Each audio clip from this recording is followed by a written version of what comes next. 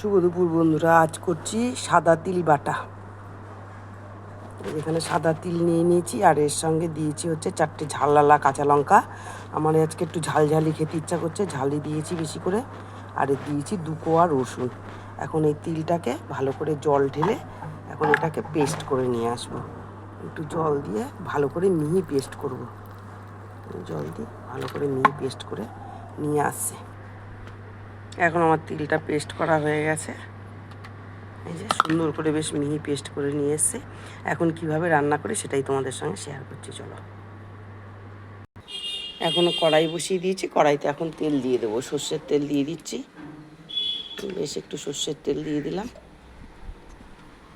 দিয়ে এখন দেবো হচ্ছে 2টো শুকনো লঙ্কা, একটা ফাটিয়ে দিলাম, একটা গোটা দিলাম। আর একটু দেবো হচ্ছে কালো জিরা, একটু কালো জিরাও দিয়ে নিলাম। তেলটাকে একটু নাড়াচাড়া দিয়ে লঙ্কাটাকে ভাজা পর্যন্ত অপেক্ষা করলাম। এখন দিয়ে দিচ্ছি কড়াইতে পেঁয়াজ। 2টো পেঁয়াজ কুচিয়ে রেখেছিলাম, আজকে একটু তিল বাটাটা আমার বেশি, ওই জন্য 2টো পেঁয়াজ কুচিয়ে রেখেছিলাম, পেঁয়াজ 2টো দিয়ে দিলাম।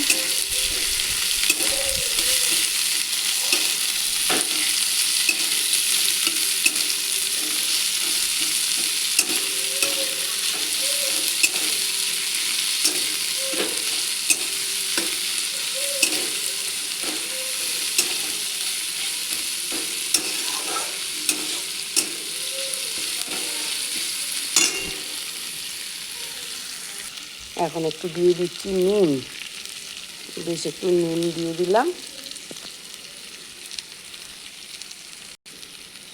আর দিয়ে দিলাম একটু সামান্য হলুদ, বেশি না দিলেও হয়, একটু দিলাম তবুও আজকে একটু সামান্য হলুদ দিলাম। এখন এই দুটোকে ভালো করে নাড়াচাড়া করে, পেঁয়াজটাও আমার বেশ একটু ভাজা ভাজা হয়ে এসছে। এখন এই সময় একটু ওই তিল বাটাটা দিয়ে দেবো।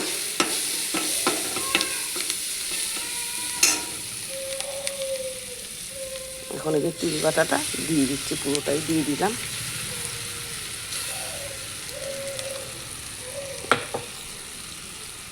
তিল বাটাটা দিয়ে ভালো করে নাড়তে থাকবো, এরকম করে নাড়তে থাকবো যাতে নিচটা যাতে না লেগে যায়। বেশ এরকম করে নেড়ে নেড়ে টানাতে থাকবো। তিলটা বেশ নাড়তে নাড়তে বেশ অনেকটা টেনে এসছে। এখন এই সময় 2টো কাঁচা লঙ্কা দিয়ে দেবো। 2টো কাঁচা লঙ্কা দিয়ে দিলাম, কাঁচা লঙ্কাগুলো।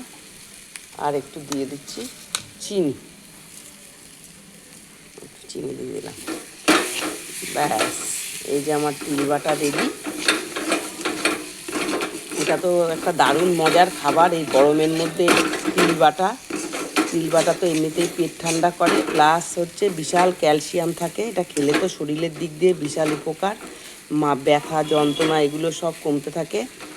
রেসিপিটি যাদের দেখে ভালো লাগলো তারা বাড়িতে একবার করে বানিয়ে খেও, দেখবে খুব ভালো লেগেছে, ভালো লাগবে। এখন এই সময় একটু কাঁচা তেল দিয়ে দেবো। একটু কাঁচা তেল দিয়ে দিলাম। এখন একটু নাড়াচাড়া দিয়ে বাটাটাকে নামিয়ে দেবো। আর বেশি ভাজবো না, এইবারই নামিয়ে দেবো।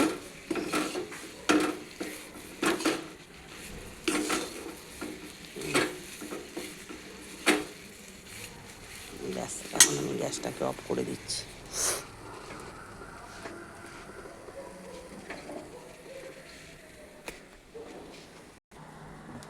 এই যে আমার স্বাদের তিল বাটা নামিয়ে নিয়েছি, তিল বাটা কমপ্লিট।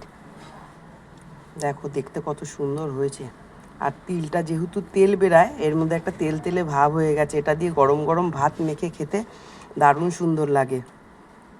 যাক, আজকে আমার ভিডিওটি এই অবধি। ভিডিওটি যদি ভালো লেগে থাকে অবশ্যই লাইক, কমেন্ট, শেয়ার আর একটা সাবস্ক্রাইব করতে ভুলো না। আজকের মতন টাটা।